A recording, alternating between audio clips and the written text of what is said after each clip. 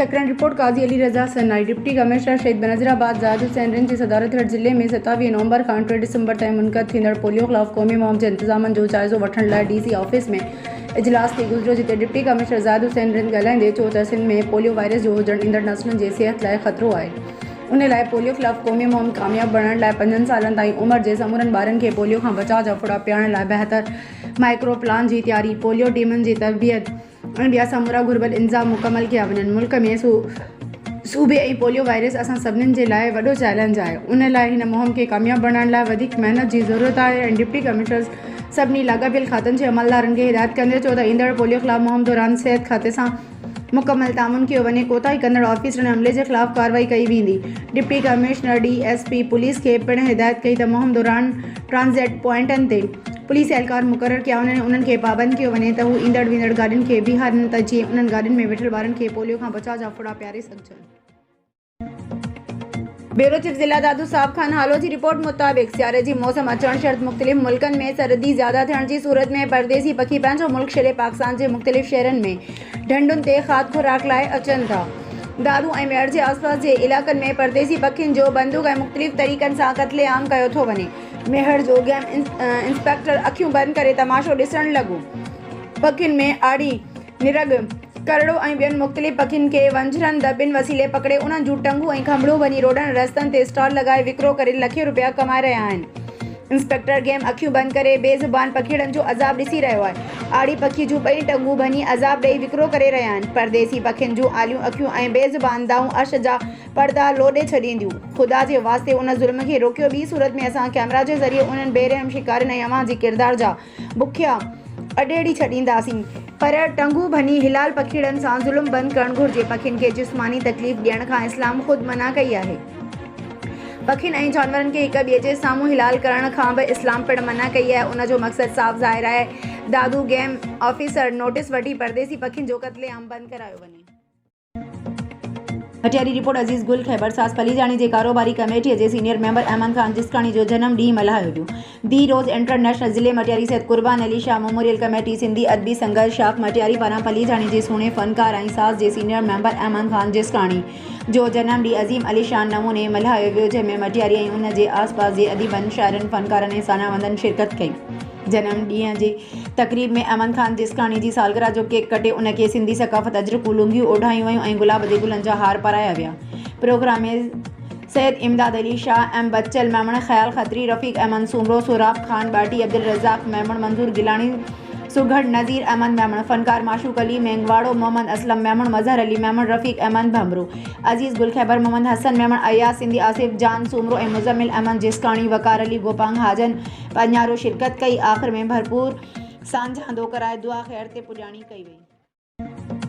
शिकारपुर मां वांखे ख़बर ॾींदा हलूं। रियाज़ अली मीरानी जी रिपोर्ट मुताबिक़ मरकज़ी जमात अहले सुन्नत ज़िला शिकारपुर जो अहम इजलास तारीख़ 15 नवंबर 2023 बरोज़ अरबा जामिया मजीदिया तालीमुल कुरान दरगाह शरीफ मुफ्ती शिकारपुर में थी गुज़रियो, जंहिंमें ज़िला शिकारपुर समेत चइनी तालुक़नि जी बारी ठाही वई, जंहिंजी सदारत मरकज़ी जमात अहले सुन्नत पाकिस्तान सूबा सिंध जे अमीर जान अहले सुन्नत मुफ्ती आज़म सिंध हज़रत अल्लामा मुफ्ती महमद जान नईमी करन फरमाई ऐं ख़ुसूसी आमद मरकज़ी जमात अहले सुन्नत पाकिस्तान सूबा सिंध जे चीफ ऑर्गेनाइज़र पीर तरीक़त रहबर शरीयत पीर सैयद ज़ियाउल्लाह शाह जीलानी हज़रत क़िबला पीर सैयद ज़मीर हुसैन शाह जीलानी पीर सफदर अली सरवर्दी मुफ्ती महमद ज़ुबैर अहमद अदारवी पीर तरीक़त अल्लामा मुफ्ती महमद सिद्दीक़ कादरी अल्लामा लुत्फ़ुल्लाह कादरी जिन ख़ुसूसी शिरकत फरमाई। तमाम दोस्तनि जे मुतफ़िक़ा राय सां साल 2023 खां 2025 ताईं मरकज़ी जमात अहले सुन्नत पाकिस्तान ज़िला शिकारपुर जे लाइ सरपरस्त आला जे लाइ पीर तरीक़त हज़रत क़िबला मियाँ तनसीर अहमद उलवी, अमीर मरकज़ी जमायत ज़िला शिकारपुर लाइ मियाँ सालिम जान हाशमी, नायब अमीर अवल साईं ग़ुलाम मुस्तफ़ा बुरडो, नायब अमीर दोइम अल्लामा रज़ा मुस्तफ़ा सिकंदरी ऐं नाज़िम आला साहिबज़ादा हाफ़िज़ फज़लुल्लाह नूरानी, नायब नाज़िम आला अब्दुल गफ़ूर मुस्तफ़ाई, ख़ज़ानची मोहम्मद आसिफ बलोच, प्रेस सेक्रेटरी ख़ालिद हुसैन शेख खे मुक़ररु कयो वियो, जंहिंखे सूबाई सदर ऐं चीफ ऑर्गेनाइज़रनि पारां हलफ़ डिस्ट्रिक्ट रिपोर्टर मोहम्मद मलूक भुट्टो घोटकी जे पब्लिक स्कूल घोटकी में इकबाल डे जे हवाले से तकरीब जो इनकाद किया वियो। तकरीब जी मेहमान खास एसी खान गढ़ मैडम रिदा ज़हरा टालपुर हुई। तकरीब में इकबाल डे जे हवाले से स्कूली ॿारनि ऐं उस्तादनि तकरीरूं कयूं ऐं टेबलोस पेश किया जिनमें अलामा इकबाल जी ज़िंदगी ते रोशनी विधी। तकरीर मुक़ाबले में कामयाब शागिर्दनि ऐं शागिर्दनि खे स्कूल जे प्रिंसिपल इसरार अहमद मलिक ऐं ॿियनि उस्तादनि ऐं महिमान इनाम ऐं शील्ड पिण ॾिना। आख़िर में आयल महिमान ख़ास एसी खान गढ़ मैडम रिदा ज़हरा टालपुर ऐं ॿियनि खे अजरकनि जा तोहफ़ा भी पेश किया विया। स्कूल जे शागिर्दनि ऐं उस्तादनि तोड़े ॿियनि पारां एसी खान गढ़ मैडम रिदा ज़हरा टालपुर जो भरपूर सुठे नमूने सां इस्तक़बाल कियो। मथस गुलनि जी वर्खा भी कई वई ऐं संदसि कम जी तारीफ़ भी कई वई जंहिं तमामु थोरे अरसे दौरान घोटकी ज़िले में नेक नियतीअ सां कमु करे पंहिंजो नालो रोशन कयो ऐं माफ़ियाउनि खे मुठ में बंदि करे नाजाइज़ मुनाफ़े कमाइण न ॾिनो। ऐं घोटकीअ जे ॿियनि तालुकनि में मर्द ऑफिसर एसी आहिनि पर हू पंहिंजे ऑफिसनि ताईं महदूद आहिनि ऐं मजाल जो काॾे ॿाहिरि निकिरनि ऐं को बाज़ार या कंहिं इदारे कंहिं दुकान जो को विज़िट कनि। पर हिननि यानी खे सलाम आहे जंहिं पंहिंजो कमु करे दुकान तोड़े इदारनि ऐं डीलरनि तोड़े माफ़ियाउनि खे लगाम ॾेई नाजाइज़ मुनाफ़ो कमाइण न ॾिनो आहे। आख़िर में खेसि खोड़ सारियूं दुआऊं कयूं वयूं ऐं उहा उमेद पिण कई वई त शाल उहो ॾींहुं बि रब करे जो तव्हां तालके घोटकीअ में बि एसी जी सीट ते वियो ऐं घोटकीअ जी माफ़ियानि ऐं नाजाइज़ मुनाफ़े खोरनि खे बि सोघो कयो जिन ग़रीब आवाम जो रत पी छॾियो आहे। सिर्फ़ु तव्हां में ई अवाम खे उमेद आहे बाक़ी मर्द ऑफिसर त नाले में आहिनि ऑफिस खां ॿाहिरि निकिरनि ई कोन था। आख़िर में मैडम पारां बि स्कूल इंतिज़ामिया जो शुक्रियो अदा कयो ऐं नंढनि ॿारनि सां प्यार पिण कयो खेनि वधीक शौक़ सां तालीम पिराइण जो बि चयो। सकरन रिपोर्ट काज़ी जावेद सनाई डिप्टी कमिश्नर शहीद बेनज़ीराबाद ज़ाहिद हुसैन रिंद रात देर सां ओचितो तालका अस्पताल सकरन ऐं काज़ी अहमद अस्पताल जो ओचितो दौरो कयो जिते हिन अस्पतालनि जे मुख़्तलिफ़ शोबनि जो मुआइनो कयो ख़ासि करे ट्रामा सेंटर ऐं गाइनी वार्ड बाबति मालूमात हासिल कई जॾहिं त रिकॉर्ड चेक करण सां गॾु एमरजेंसी में दवाउनि जी मौजूदगी बाबति पिण पुछा कई। दौरे वक़्तु तोड़े जो अस्पताल अमलो ऐं डॉक्टर मौजूद हुया पर तालका अस्पताल सकरन में सफ़ाई जे नाक़स इंतज़ाम ऐं गंदगी सबबि सख़्त नाराज़गी जो इज़हार कंदे संदसि सेक्रेटरी ज़ुबैर मल्ला खे डिस्ट्रिक्ट हेल्थ ऑफिसर शहीद बेनज़ीराबाद सां राब्तो करे खेसि सूरत हाल बाबति ॿुधाइण जूं हिदायतूं जारी कयूं। होॾां काज़ी अहमद अस्पताल जे दौरे वक़्तु मजमूई तौर बहितर माहौल ऐं इंतिज़ामिया खे इत्मीनान जो इज़हार कयो। उन मौक़े ते डिप्टी कमिश्नर ज़ाहिद हुसैन रिंद ॻाल्हाईंदे चयो त सकरन ऐं काज़ी अहमद ॿिए शहर क़ौमी शहर ते क़ाइमु आहिनि जितां ॾींहं राति में हज़ार गाॾियुनि जो गुज़र थिए थो जितां हादसा मामूल आहिनि जंहिं सबबि ॿिन्हिनि अस्पतालनि में हर वक़्तु एमरजेंसी जी सूरत हूंदी आहे। उन करे अमले खे चौकस ऐं दवाउनि समेत बुनियादी सहूलियतूं ऐं ज़रूरतूं हुअणु घुरिजनि। खैबर में अव्हांखे ख़बर ॾींदा हलूं अज़ीज़ गुल खैबर जी रिपोर्ट मुताबिक़ IG सिंध रफ़त मुख़्तियार खैबर लॻे वसाण बंगलो में पुलिस जो इब्तिदा कयो। हुन मौक़े ते मीडिया सां ॻाल्हाईंदे हुन चयो त अफ़गाननि खे बाइज़त तरीक़े सां वापसि मोकिलियो पियो वञे कंहिंजी बि तौहीन न कई पई वञे। हुन चयो त मटियारी ज़िले में पुलिस हेडक्वार्टर सां गॾु DC हाउस ऐं ॿियूं सरकारी इमारतुनि जी बि खोट आहे। हुन चयो त मटियारी जे कचे वारे इलाइक़े में सरकारी ज़मीन ते थियल खूनरेज़ी झेड़नि जे SSP मटियारीअ ख़िलाफ़ जांच कराई वेंदी। हुन वधीक चयो त सहाफ़ी जान मोहम्मद महर जे क़ातिलनि खे गिरफ़्तार करण लाइ संजीदा आहिनि। IG सिंध चयो त वाक़े में मुलविस जवाबदारनि खे गिरफ़्तार कयो वेंदो। धाड़ेलनि ख़िलाफ़ कार्रवाई करण लाइ जदीद हथियार न आहिनि ऐं सिंध में अमन अमान जी सूरत हाल हाणे बहितर आहे। IG सिंध रफ़त मुख़्तियार मटियारी ज़िले में पहुची खैबर लॻे वसाण बंगलो में नए पुलिस लाइन सेंटर जो इफ़्तिताह बि कयो। उन मौक़े ते DIG हैदराबाद तारिक रज़ा धारेजो SSP मटियारी नूरुल हक रिंद SSP हैदराबाद अमजद शेख ऐं डिप्टी कमिश्नर मटियारी लालनो मंगी जिन पिण मौजूदु आहे ऐं नए पुलिस सेंटर जे पासनि खां सिक्योरिटी जा इंतज़ाम सख़्त कया विया। मटियारी रिपोर्ट अज़ीज़ गुल खैबर अडेरो लाल विलेज खां स्टेशन अडेरो लाल वींदड़ रोड ते ॻोठ अबू बकर मोरो जा स्टाफ वटि ॿिनि मोटरसाइकिलनि में आम्हूं साम्हूं ज़ोरदार टक्कर थी पियो जंहिंजे नतीजे में ॻोठ उमर सदर जो रहवासी जमादार निसार अहमद जहे जो नोमी मोरो जो ऐं अहमद मोर जो सख़्तु ज़ख़्मी थी पिया जिन खे इलाइक़े वासियुनि फौरी तौर मेडिकल सेंटर ते पहुचायो वियो जंहिंमें निसार जहेजो जे नाज़ुक हालत हुजण करे खेसि हैदराबाद सिविल अस्पताल मोकिलियो वियो पर ज़ख़्मनि जा सूर न सहंदे निसार जहेजो रस्ते में ई फ़ौत थी वियो।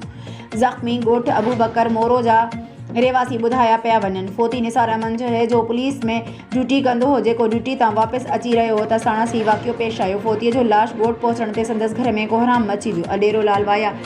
अडेरो लाल स्टेशन रोड ते मोरो जा स्टाफ ते मोटरसाइकिलनि में थियल आम्हूं साम्हूं रोड एक्सीडेंट में ज़ख़्मी थियल नोमी मोरोजो ऐं अहमद मोरोजो जी हालत बि ॻणती जोगी ॿुधाई पई वञे।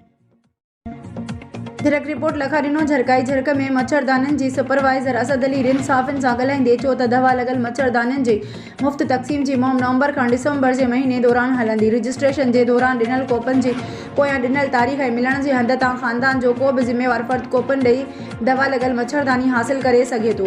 मलेरिया जी बीमारी जानलेवा साबित थी सघे थी। उन खां बचण जे लाइ 5 साल खां नंढा ॿार ऐं हमल वारियूं औरतुनि खे घुर्जे त सिज लहण खां सिज उभरण ताईं दवा लॻल मच्छरदानी में रहणु घुर्जे।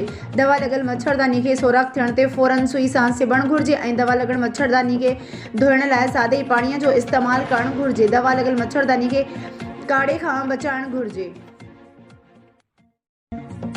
रिपोर्ट रियाज़ अली मीरानी, शिकारपुर। तहफ़्फ़ुज़ सिंध ऑर्गेनाइज़ेशन पाकिस्तान जे तरफ़ां ग़रीब मिस्किन यतीम अबोझ माण्हुनि जी माली मदद कई वञे, जंहिंमें बानी व मरकज़ी चेयरमैन क़ायद सिंध ग़ुलाम यासीन हैदरी साहब, एडिट सदर सिंध अरबाब अली सोलंकी साहब, मोहतरम शख्सियत डॉक्टर आमिर अब्बास उमरो साहब, सरमंद हुसैन बुर्डो, जिन जे हथनि सां ॻोठ गोपांग नस टूल प्लाज़ा अनाज मंडी शिकारपुर में ग़रीब ऐं मिस्किन माण्हुनि जी मदद कई वई पारां तहफ़्फ़ुज़ सिंध ऑर्गेनाइज़ेशन पाकिस्तान।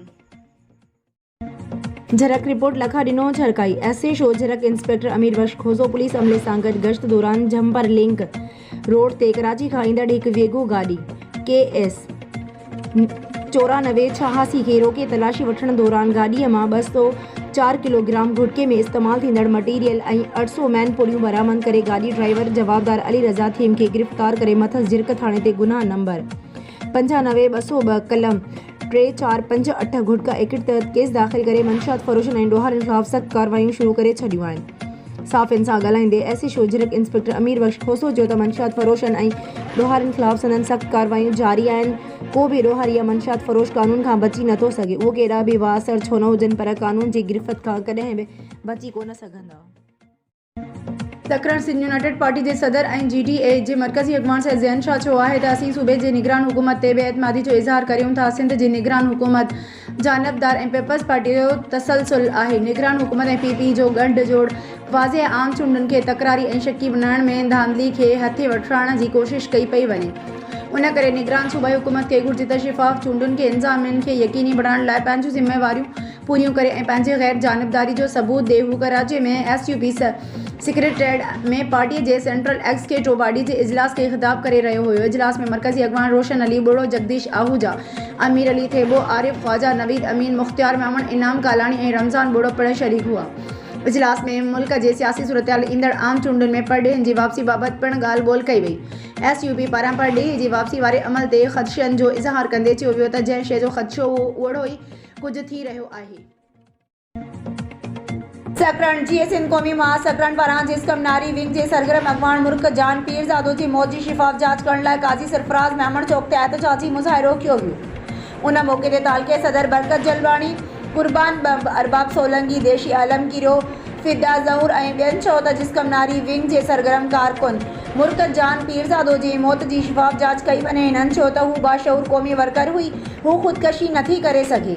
हिननि उहो बि चयो त हिक तरफ़ सिंध पुलिस अफ़गानियुनि ऐं ॿियनि धारियुनि ख़िलाफ़ को बि क़दम खणण लाइ तयारु न आहे, पर बेगुनाह क़ौम परस्त कारकुननि खे गिरफ़्तार करे रही आहे, जंहिंजो मिसाल कामरेड हाशिम लगारी खे बेगुनाह गिरफ़्तार करे साबित कयो वियो आहे। हिननि मुतालबो कंदे चयो त कामरेड हाशिम लगारी खे फ़ौरी तौर आज़ादु कयो वञे। मुज़ाहिरे में ॿियनि कारकुननि ऐं वर्करनि पिण शिरकत कई।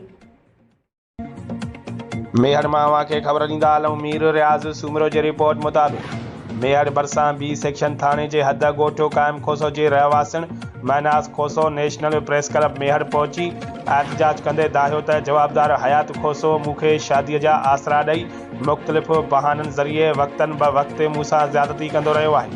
हुन इल्ज़ाम हणंदे चयो त जवाबदार हयात मूंखे ब्लैकमेल करे मुख़्तलिफ़ वक़्तनि ते मूंखां 8 लख रुपया बि खणी वियो आहे। हाणे हू मूंखे पैसा पे नथो ॾे ऐं पैसा घुरण ते धमकियूं ॾेई रहियो आहे ऐं हर वक़्तु मूंखे तंग कंदो रहे थो। मूं मेहर में B सेक्शन थाणे ते जवाबदार ख़िलाफ़ केस दाख़िल करण लाइ दरख़्वास्त ॾिनी आहे, पर B सेक्शन थाणे जो SHO अनवर लिगारी असांजो केस दाख़िल नथो करे। हुन SSP दादू खां घुर कई त मुंहिंजे मसइले जो नोटिस वठी जवाबदार ख़िलाफ़ कार्रवाई करे मूंखे तहफ़्फ़ुज़ ॾिनो वञे।